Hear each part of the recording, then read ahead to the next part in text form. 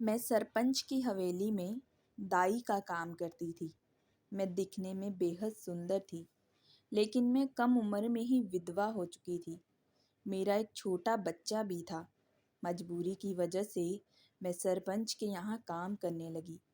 लेकिन मैं जब भी सरपंच के बच्चे को दूध पिलाती, तो अक्सर वह मेरे बगल में आकर बैठ जाता। सरपंच को अपने बगल में बैठे देख मुझे अजीब सा एहसास होने लगता। मैं कम उम्र की थी, मेरे भी कई सारे जज्बात थे। अक्सर सरपंच को देखकर मैं बहकने लगती।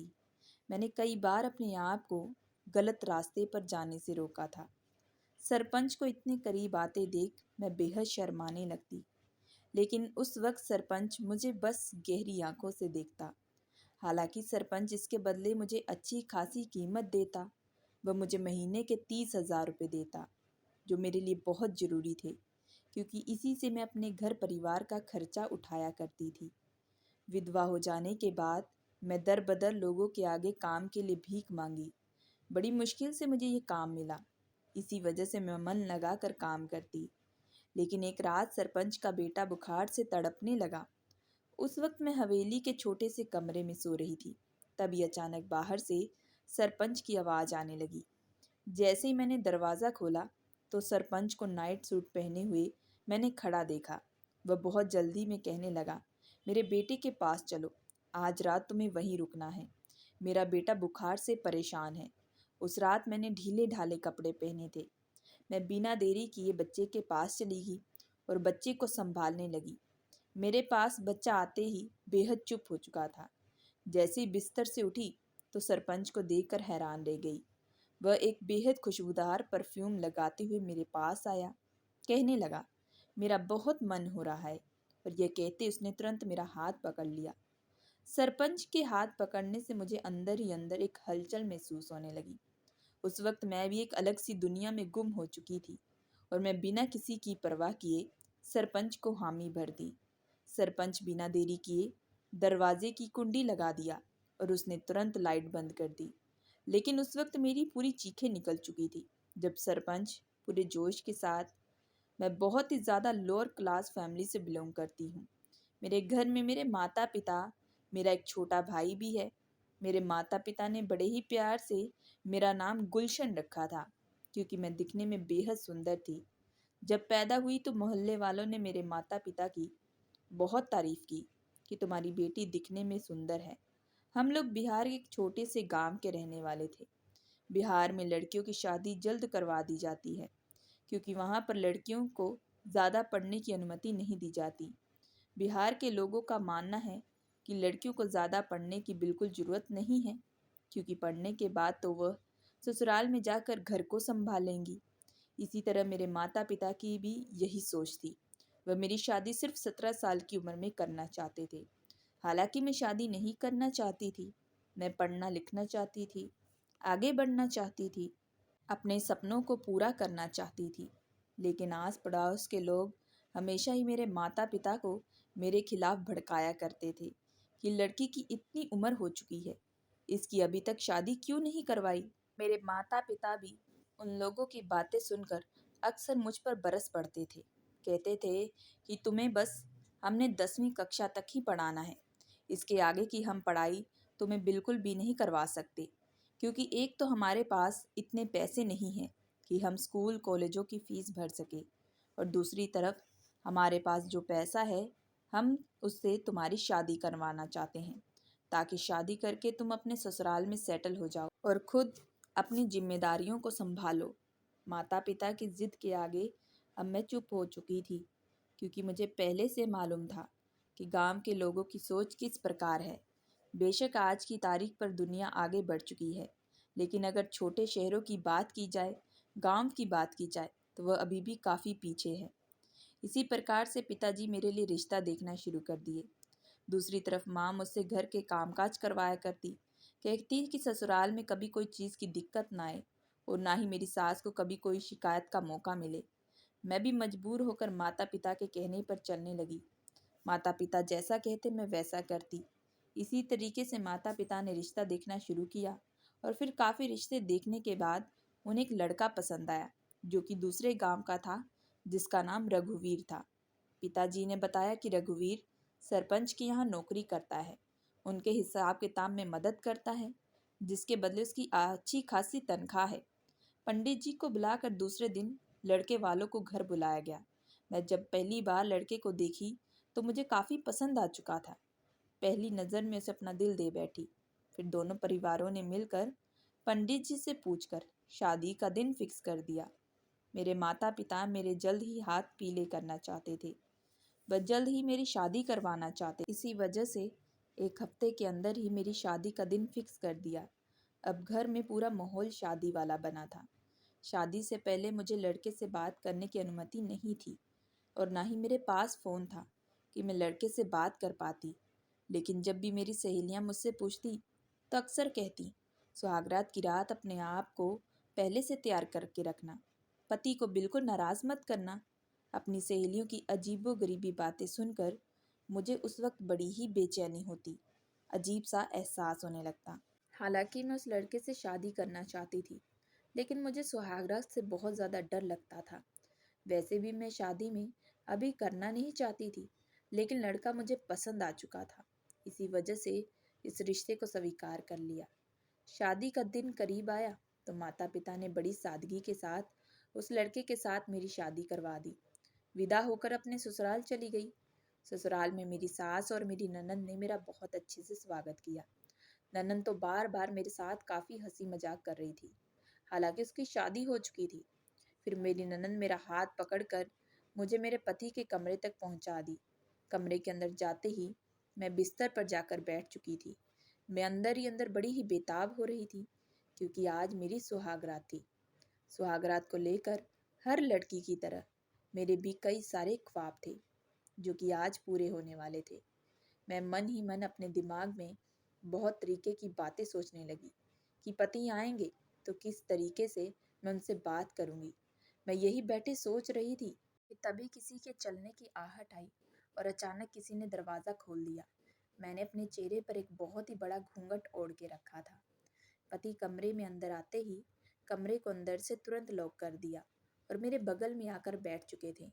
उनके हाथ में एक छोटा सा गिफ्ट था। वह गिफ्ट उन्होंने मेरे हाथों में दिया। कहने लगे, ये शादी का तोहफा है, मैं तुम्हारे लिए लेकर आया हूँ। और फिर बड़े ही प्यार से मेरा घूंघट उठाया और मेरी सुंदरता की तारीफ़ें करने लगे। शादी की पहली रात ही अपने पति के मुंह से अपने लिए इतनी सारी तारीफ़ें सुनकर मैं बेहद खुश थी। धीरे धीरे हम लोगों ने कई देर तक एक दूसरे से बातें की। फिर मेरे पति ने धीरे से मुझे अपने करीब किया और फिर लाइट बंद करते ही मुझ पर अपना प्यार भी लुटाने लगे थे। मुझे पता था कि मुझे आज उन्हें इनकार बिल्कुल भी नहीं करना है, बेशक मुझे दर्द जितना भी झेलना पड़े। मुझे अपने पति को बिल्कुल भी इनकार नहीं करना और उन्हें खुश रखना है। इसी वजह से पति जैसा जैसा करते गए, मैं उनका बखूबी साथ देने लगी। सुबह जैसे उठी तो मेरी हालत बेहद ख़राब थी। मुझे काफ़ी थकावट महसूस हो रही थी, लेकिन मुझे पता था कि सुबह मुझे घर की कुछ रस्में करनी हैं। माँ ने मुझे पहले बता दिया था। इसी वजह से मैं तुरंत फ्रेश होने के लिए चली गई। हालांकि उस वक्त मेरे पति सो रहे थे। नहाकर जैसे ही आई तो सास मेरे कमरे का दरवाज़ा खटखटाने लगी। मुझे देखते ही कहने लगी, बहू तुम तो इतनी जल्दी उठ चुकी हो, मुझे बिल्कुल उम्मीद नहीं थी। मैंने कहा, माँ जी मैं बस थोड़ी देर तक नीचे ही आने वाली थी। ये सुनते ही मेरी सास बधाइयाँ लेने लगी और तारीफ़ें करने लगी और कहने लगी कि मेरे बेटे को भी जल्दी उठा देना, उसे भी आना पड़ेगा, मुंह दिखाई की रस्म करनी है। मैं दोबारा तैयार होने लगी और बाद में जैसे पति को उठाई तो पति फिर से रोमांटिक होने लगे।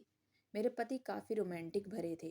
वह मुझ पर फिर अपना प्यार लुटाने लगे, लेकिन मैंने उन्हें कहा कि माँ जी ने नीचे बुलाया है, आपको भी चलना पड़ेगा, इसी वजह से आप चलिए।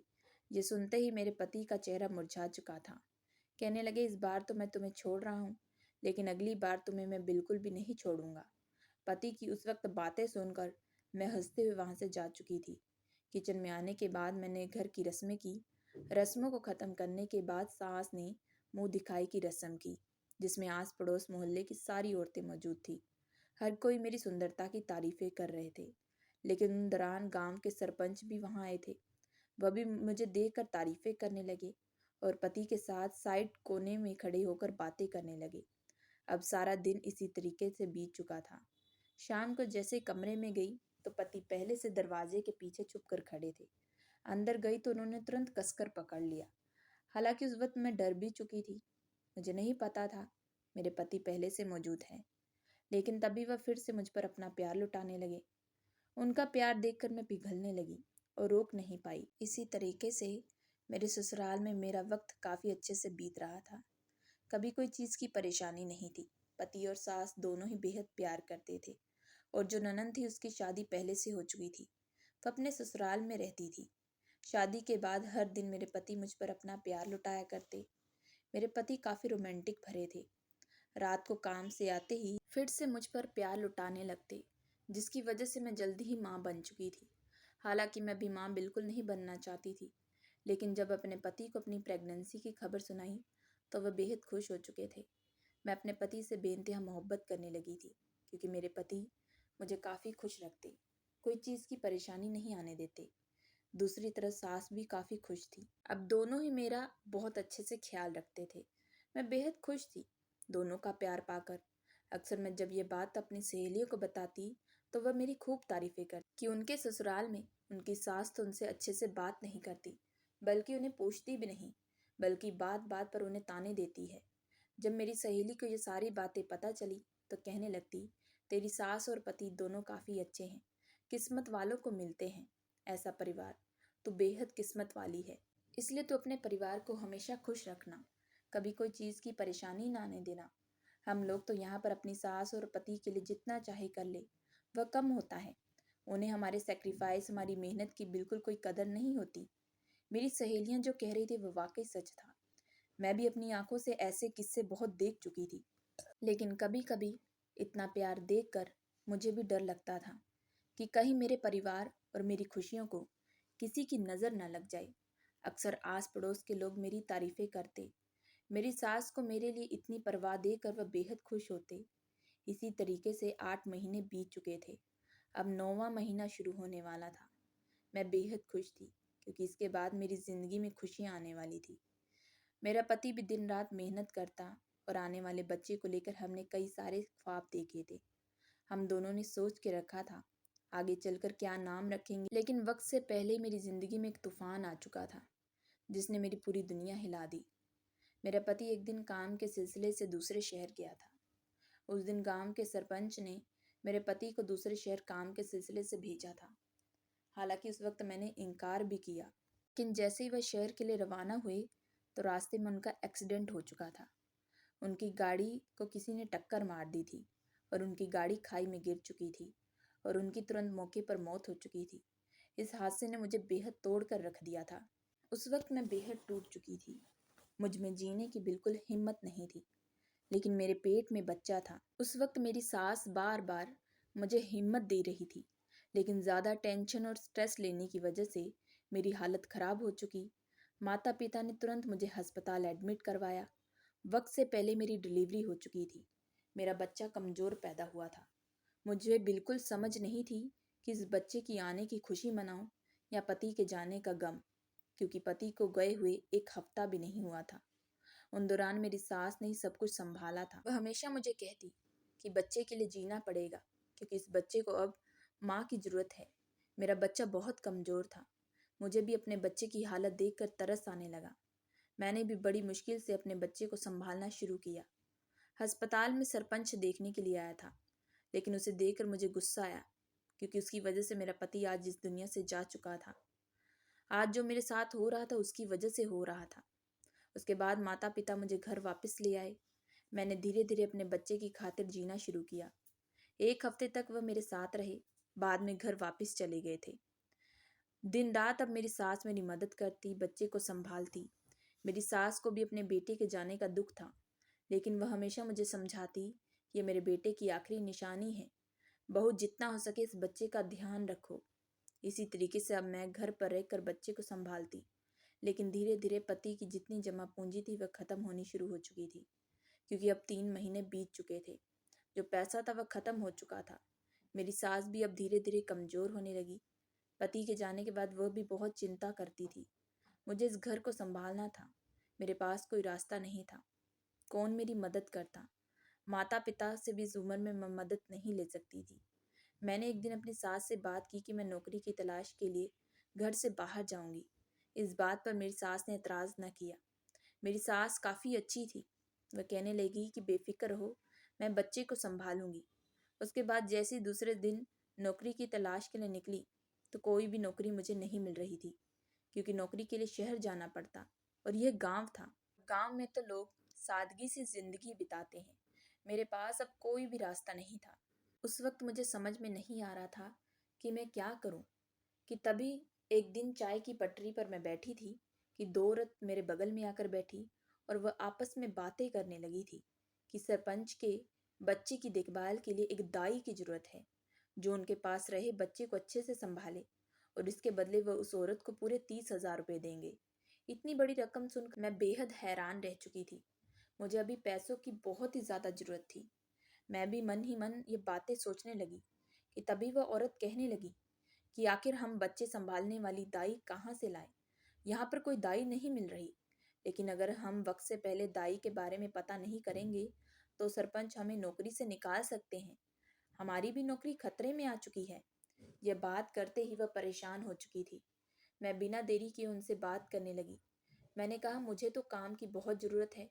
मुझे कोई भी काम मिलेगा तो करने के लिए तैयार हूँ। वो औरतें मेरे बारे में पूछने लगी।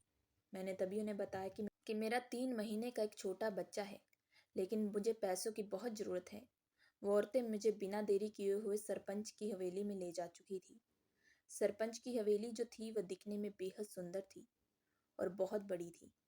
हालांकि मैं सरपंच के यहाँ पर काम बिल्कुल भी नहीं करना चाहती थी। आज मेरी जो हालत हुई थी वह सिर्फ और सिर्फ सरपंच की वजह से हुई थी। उसी ने मेरे पति को मुझसे छीन लिया था। लेकिन मजबूरी इंसान से कुछ भी करवा सकती है। मैं अपने बच्चे की वजह से बहुत ज़्यादा मजबूर हो चुकी थी। इसी वजह से मैं इस जगह पर आई थी। जैसे ही सरपंच ने मुझे देखा तो वह बेहद हैरान रह चुका। कहने लगा कि तुम तो रघुवीर की पत्नी गुलशन हो। मैंने कहा, जी। कहने लगा कि तुम यहाँ पर क्या कर रही हो? मैंने कहा कि पति के जाने के बाद घर पर पैसों की बहुत तंगी आ चुकी है। अब मैं पाई पाई के लिए तरस रही हूँ। मुझे काम की ज़रूरत है।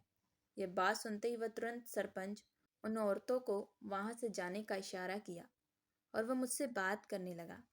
कहने लगा कि तुम्हारी खुद की औलाद है, तुम भला कैसे मेरी बच्ची को संभालोगी?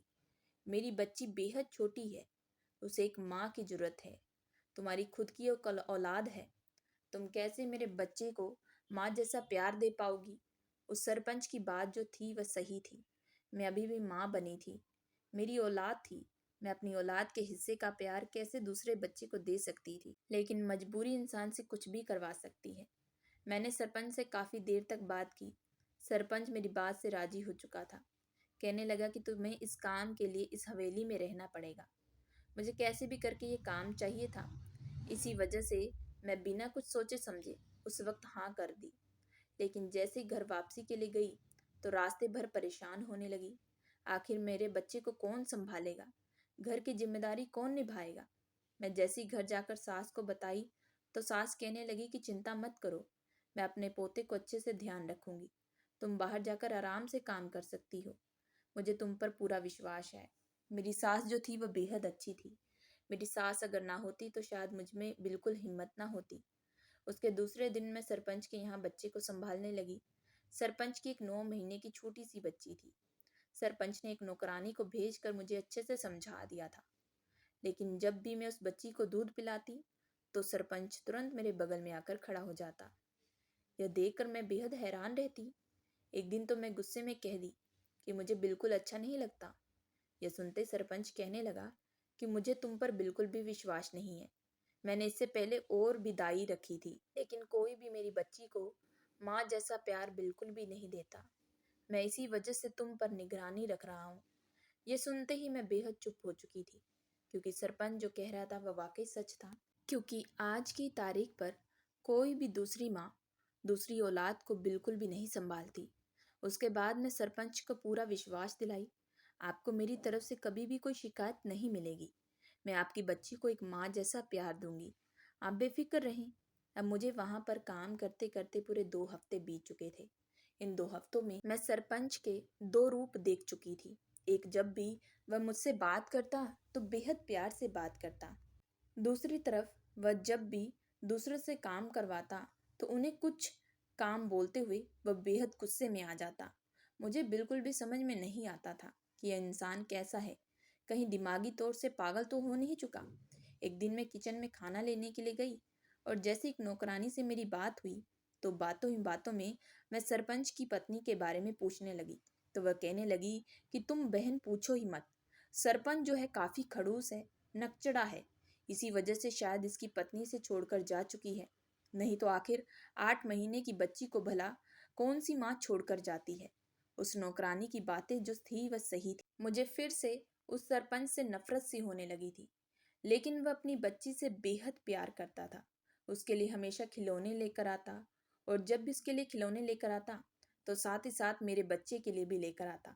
मैं अक्सर उसे इनकार करती कि मेरे बच्चे को इन सब की बिल्कुल जरूरत नहीं है, लेकिन इसके आगे मैं कुछ बोलती तो वह तुरंत कमरे से चला जाता। मुझे समझ में नहीं आ रहा था कि आखिर सरपंच ऐसा क्यों कर रहा है। एक तरफ अच्छा बनता है तो दूसरी तरफ उसका जो व्यवहार है वह काफी खराब रहता है।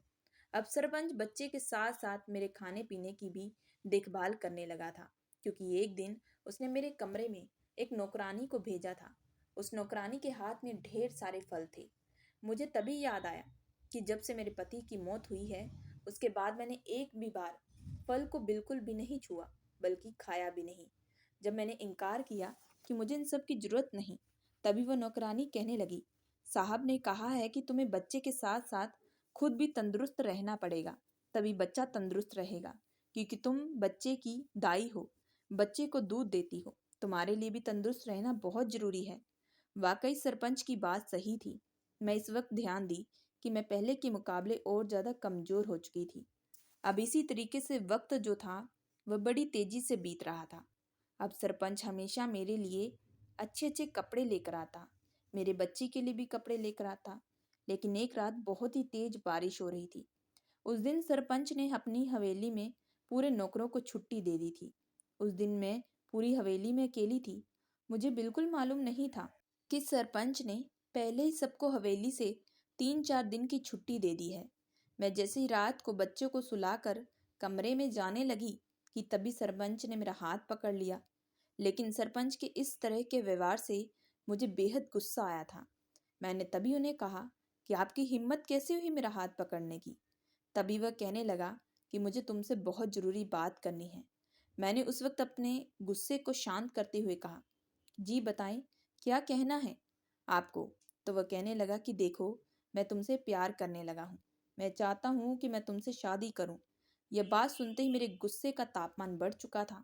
मैंने तभी कहा कि आपकी हिम्मत कैसी हुई, मैं बिल्कुल भी शादी नहीं करना चाहती। मेरे पति की मौत कहीं ना कहीं आपकी वजह से हुई है। आपने ही उस रात मेरे पति को मुझसे दूर किया था। यह कहते ही मेरे पति रोने लगे थे।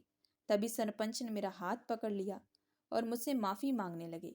कहने लगे कि मुझे भी उस चीज़ का बहुत पछतावा है, इसी वजह से मैं तुमसे माफ़ी भी मांगता हूँ। मैं तुम्हारे पति को वापस नहीं ला सकता, लेकिन मैं तुम्हें एक अच्छी ज़िंदगी देना चाहता हूँ, तुम्हारे बच्चे को अपना नाम देना चाहता हूँ। इसी वजह से जब मुझे पता चला कि तुम नौकरी की तलाश कर रही हो, तो कुछ काम ढूंढ रही हो, तो मैं तभी 2 औरतों को तुम्हारे पीछे लगा दिया। बस सब कुछ वे मेरे कहने पर कर रही थी, क्योंकि मुझ में हिम्मत बिल्कुल नहीं थी। मैं जानता था कि तुम मुझे अपना गुनहगार समझती हो, लेकिन विश्वास मानो, मेरा ऐसा कोई भी इरादा नहीं था। मैंने तो तुम्हारे पति को काम की वजह से ही भेजा था। मुझे नहीं पता था कि बीच रास्ते में उसके साथ यह हादसा हो जाएगा। यह कहते ही वह सरपंच रोने लगा था। आज उसकी आंखों में आंसू देखकर मुझे भी तकलीफ पहुंच रही थी। उस वक्त मेरी और सरपंच की काफी देर तक बातें होती रही। सरपंच काफी अच्छा इंसान था, मैं ही उसे बुरा समझ रही थी। तब उसने बातों ही बातों में समझाया कि बाहर विदेश से आई एक लड़की के साथ उसे प्यार हो चुका था, उससे शादी हो चुकी थी। लेकिन उसे नहीं मालूम था कि शादी होने के बाद जब बच्चा पैदा होगा तो उसके बाद उसकी पत्नी उसे छोड़कर विदेश चली जाएगी। उस फॉरेनर लड़की को काफी बार कॉल भी की, लेकिन वह वापस नहीं आई। उसे बच्चे की बिल्कुल चिंता नहीं थी। अब मुझे सारा मामला अच्छे से समझ आ चुका था। तभी सरपंच कहने लगे, यह बात किसी को मालूम नहीं है, हर कोई यही जानता है कि मेरा व्यवहार खराब है, जिसकी वजह से मेरी पत्नी छोड़कर जा चुकी है, क्योंकि मैं नहीं चाहता था कल को मेरी बच्ची बड़ी हो तो उसे अपनी माँ के बारे में ये बातें पता चले। मेरे साथ जो हुआ वो बेहद दुख वाली बात थी। मैंने तभी कहा कि लेकिन मैं अभी शादी नहीं कर सकती, क्योंकि मेरी सास और बच्चा भी है। अगर मैं उन्हें कुछ भी ये बात बोलूंगी तो मुझे गलत समझेंगे। तभी सरपंच कहने लगा कि तुम चिंता बिल्कुल मत करो, मैं माँ जी से बहुत पहले बात कर चुका हूँ। उन्हें इस रिश्ते से एतराज़ नहीं है, बल्कि वह चाहती हैं कि तुम अपनी ज़िंदगी में सेटल हो जाओ, क्योंकि तुम्हारे बच्चे को भी पिता का प्यार चाहिए, एक नाम चाहिए। आखिर अकेली कब तक भागती रहोगी? तुम्हारी जो सास है वह बेहद अच्छी है। आज की तारीख में ऐसी सास मिलना बेहद मुश्किल है। मेरी पीठ पीछे इतना सब कुछ हो चुका था, लेकिन मुझे इन सब की बिल्कुल खबर नहीं थी। ये सुनकर मैं बेहद हैरान रह चुकी थी।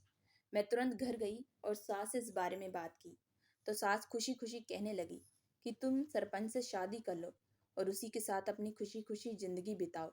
जो बीत चुका उसे भूल जाओ, क्योंकि मैं अपने पोते को खुश देखना चाहती हूँ। तुम आखिर अकेली कब तक यूं ही परेशान रहती रहोगी? फिर सास के कहने के मुताबिक जल्द ही कुछ दिन के अंदर मेरी शादी हो चुकी थी। अब मैं सास को भी अपने साथ अपने ससुराल ले जा चुकी थी। मुझे पता था कि मेरे जाने के बाद सास अकेली उस घर में बिल्कुल नहीं रह पाएगी। उसे अपने पोते का प्यार चाहिए, वह अपने पोते के बिना नहीं रह पाएगी। अब सरपंच मेरा पति बन चुका था। अब मैं अपने परिवार में बेहद खुश थी। जिंदगी में जो होता है वह अच्छे के लिए होता है, यह वाकई किसी ने सच बात कही है। हमें कभी भी परेशानियों से बिल्कुल भी घबराना नहीं चाहिए। भगवान हमेशा अच्छे के साथ अच्छा करता है। तो दोस्तों, मैं आशा करती हूँ कि आप लोगों को ये कहानी पसंद आई होगी। अगर आप लोगों को ये कहानी पसंद आई है सो प्लीज़ हमारे चैनल को लाइक और सब्सक्राइब जरूर करिएगा एंड बेल आइकन का बटन जरूर दबाइएगा।